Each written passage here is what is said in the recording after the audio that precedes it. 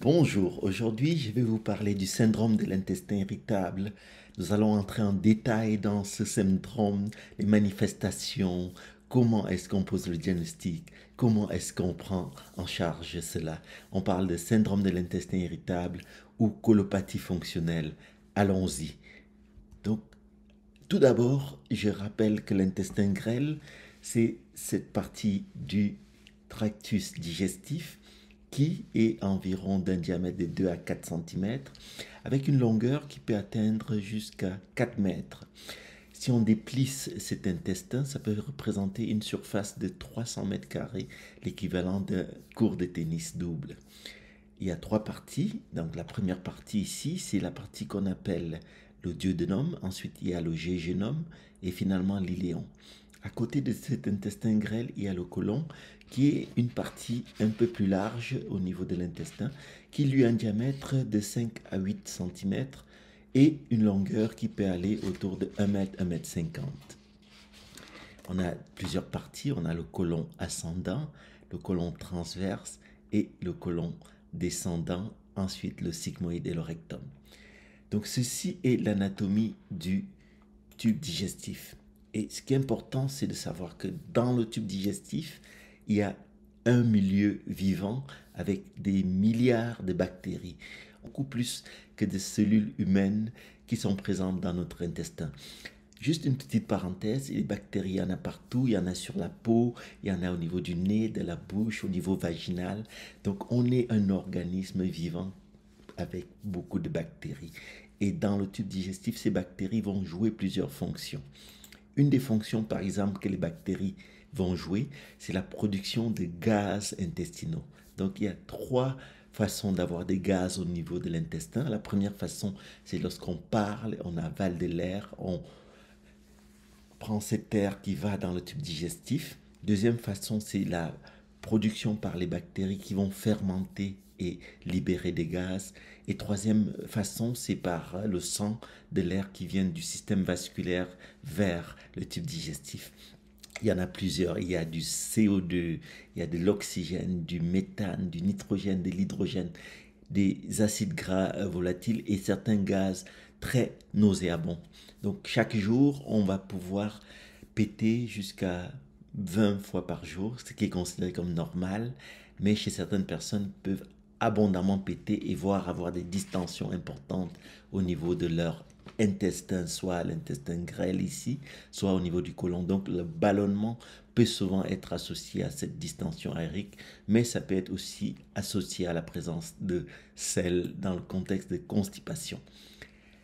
Alors, il y a plusieurs années, donc en 1989, des chercheurs, après s'être réunis à Rome, ont établi des critères diagnostiques pour les troubles fonctionnels intestinaux qu'on appelle désormais les désordres fonctionnels intestinaux. Et ces troubles-là sont caractérisés par plusieurs symptômes.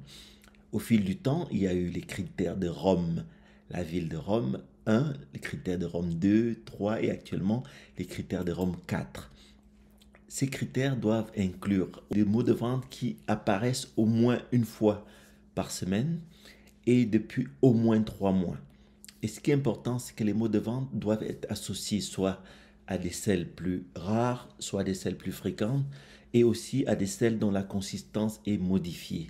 Donc ça, c'est des critères qui sont importants. Donc ces maux de ventre doivent être associés au changement du transit.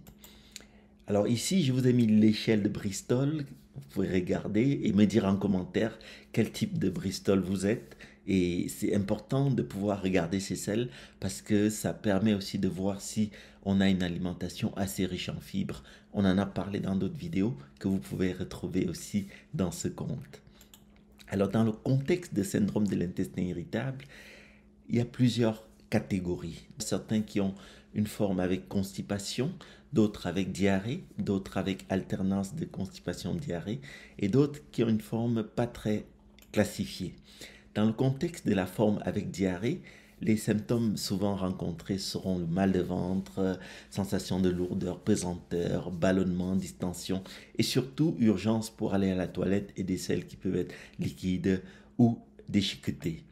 Dans ceux qui ont la constipation, ça va être mal au ventre, inconfort, ballonnement, parfois des pets fréquents et des selles rares, dures, parfois comme des petites crottes de lapin. Et puis finalement, ceux qui ont l'alternance entre constipation et diarrhée d'un jour à l'autre, ça peut s'observer.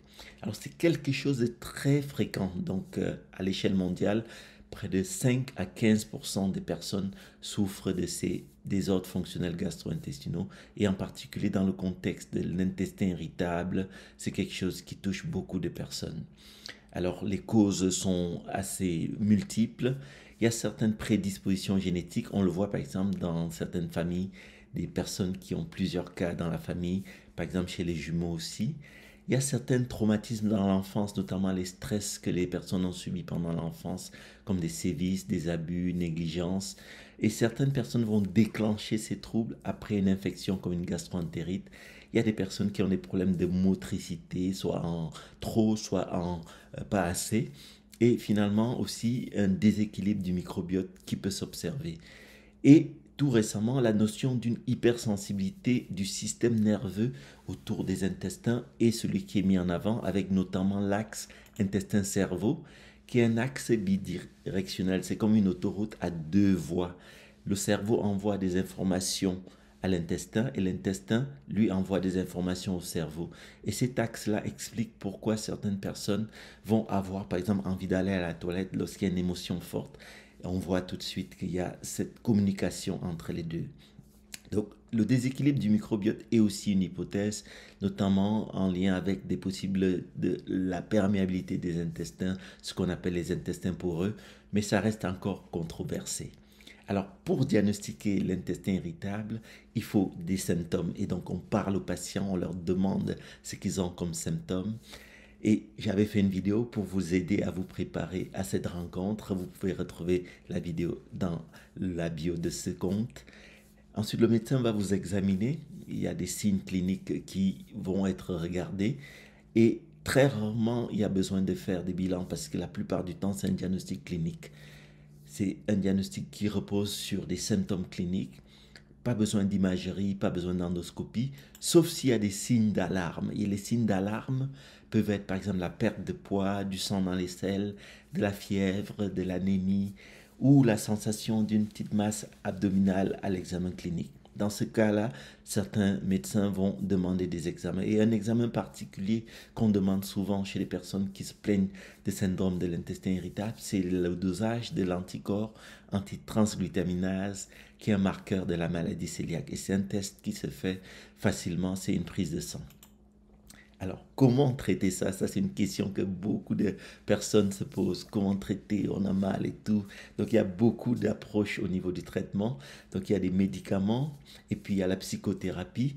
Et il y a aussi ce qu'on appelle le régime FODMAP. Et puis finalement, le suivi avec l'importance de la réassurance, écouter les patients, les accompagner. Et c'est important d'avoir tout ça parce qu'on sait que dans cette maladie, il y a un impact majeur sur la qualité de vie. On va parler en détail des traitements dans une autre vidéo. Donc, merci d'avoir regardé cette vidéo jusqu'à la fin. C'était important pour moi de prendre le temps de vous expliquer cela. Et comme je le disais au début, likez, commentez, partagez. Ça va permettre d'aider beaucoup de personnes. À votre santé, prenez soin de vous. Bisous.